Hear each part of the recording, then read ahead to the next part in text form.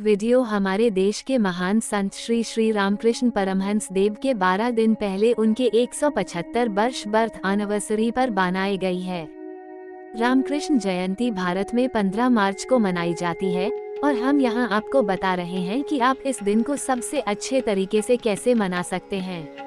क्या आप जानते हैं कि ऋषि रामकृष्ण के जन्म को 175 साल हो चुके हैं।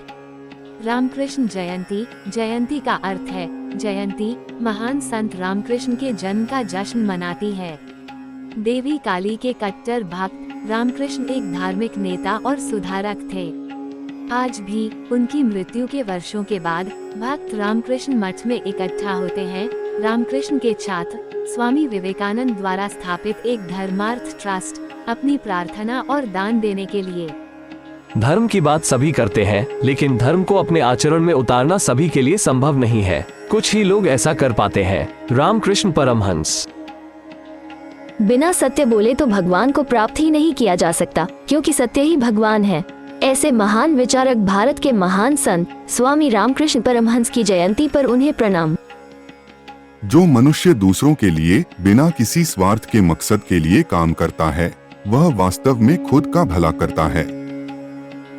स्वामी रामकृष्ण परमहंस की जयंती पर शत शत नमन। जिस प्रकार किराएदार घर उपयोग करने के लिए उसका किराया देता है, उसी प्रकार रोग के रूप में आत्मा शरीर को प्राप्त करने के लिए टैक्स अथवा किराया देती है। रामकृष्ण परमहंस। संसार के सभी धर्म सच्चे हैं, उनमें कोई भिन्नता नहीं है। वो बस एक मंजिल पर जाने के अलग अलग रास्ते हैं। रामकृष्ण परमहंस देव।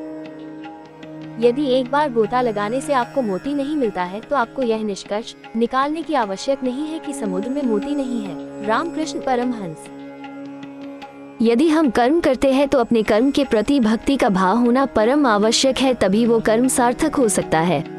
रामकृष्ण परमहंस देव। फलों से लदा पेड़ हमेशा नीचे झुकता है। यदि आप महान बनना चाहते हैं तो दीन और नम्र बनो। रामकृष्ण परमहंस। धर्म की बात तो हर कोई करता है, लेकिन उसे अपने आचरण में लाना सबके बस की बात नहीं है। रामकृष्ण परमहंस देव। जो बार बार ये रटता रहता है मैं पापी हूँ, वो वाकई पापी ही बन जाता है। रामकृष्ण परमहंस देव।